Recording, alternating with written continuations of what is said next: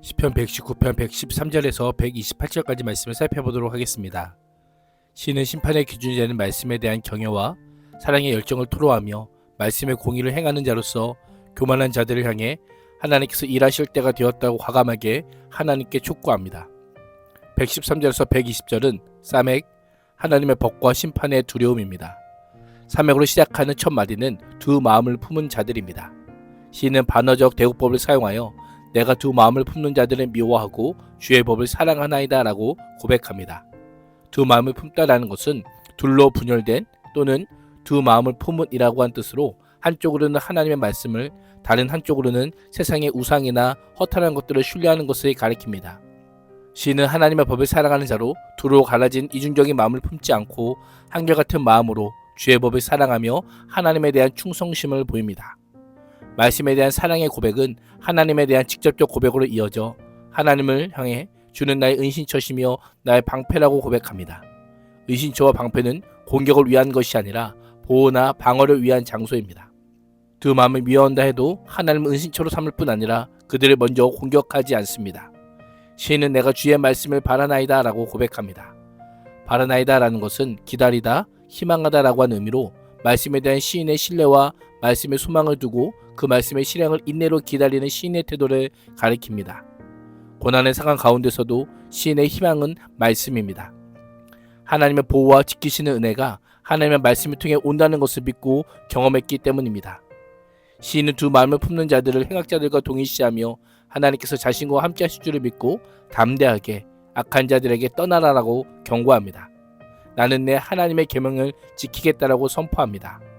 하나님의 말씀을 나의 하나님의 계명이라고 부르며 하나님을 향한 시인의 사랑과 헌신은 물론 하나님과의 인격적이고 언약적인 관계에 있음을 암시합니다. 하나님께 헌신하는 마음을 행악자들에게 확실하게 표현하고 다시 기도합니다.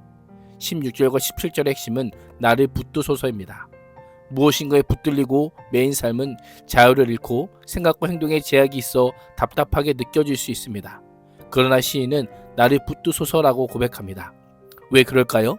그렇게 해야만 살 수 있기 때문입니다. 살게 하소서라는 것은 생명을 유지시키다, 살게 하다라고 하는 의미로 하나님의 도우심과 붙드심이 없으면 생존할 수 없다는 절박함과 구원에 대한 간절한 간구의 표현입니다. 하나님의 말씀대로 살아가는 시인에게 악인들의 온갖 비난과 야유가 쏟아졌을 수 있습니다. 하나님의 말씀을 붙들며 고통 속에서 숨은 희망이 무너져 수치가 되지 않도록 하나님께 직접 도우셔야 함을 촉구하고 있는 것입니다. 우리의 모습은 어떠합니까? 하나님의 말씀에서 벗어나는 것이 자유롭다고 생각하십니까? 하나님의 벗어난 삶은 곧 죽음입니다. 아담과 하와가 에덴 동산에 있음이 행복이요 에덴 동산이 벗어난 자체가 저주요 심판이었음을 기억한다면 하나님의 말씀에 붙들는 인생에 참 안식과 생명이 있음을 잊지 말아야 합니다. 시인은 자신을 괴롭게 하는 자들을 주의 율례들에서 떠난 자들, 세상의 모든 악인들, 억압하는 자들, 오만한 자들이라고 부릅니다. 그들에게 당했던 고통과 통증을 넘어설 수 있는 것은 하나님께서 그들을 다 멸하셨기 때문입니다.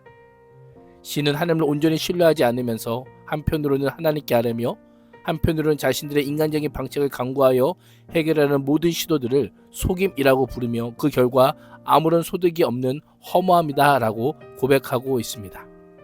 그들의 가면이 벗겨져 스스로 수치를 뒤집어 쓸 날이 올 것을 믿으며 악인들에 대한 하나님의 심판으로 인해 하나님의 말씀을 사랑한다 라고 고백합니다. 하나님의 심판이야말로 세상의 어떤 방법으로도 불가능한 완전한 공의를 세우며 동시에 하나님의 말씀의 신실하심을 확증하는 것이기 때문입니다. 그래서 시인은 그들 앞에서 두려워 떨지 말고 오직 하나님을 두려워하고 하나님의 판단만을 두려워하겠다라고 다짐하고 있습니다. 말씀 안에 있는 자의 특징이 무엇입니까? 하나님을 사랑하지만 하나님을 두려워하기도 하는 것입니다. 사랑과 두려움이 모두 하나님의 말씀이 구원과 심판의 기준이요 신실하게 수행되는 것을 믿는 것을 의미합니다. 121절에서 128절은 아인, 주의 구원과 의로운 말씀입니다. 아인으로 시작하는 첫 마디는 내가 실행했습니다. 공의와 정의를입니다. 시인은 하나님의 심판을 몸으로 경험하고 전율을 느꼈기에 하나님의 공의와 정의를 실행하는 삶을 살지 않을 수 없습니다. 나를 억압하는 자들, 박해하는 자들에게 넘겨주시지 마시라고 고백합니다. 공의와 정의의 실행에 대한 보상을 요구합니다. 주의 종을 보증하사 복을 얻게 해달라고 합니다.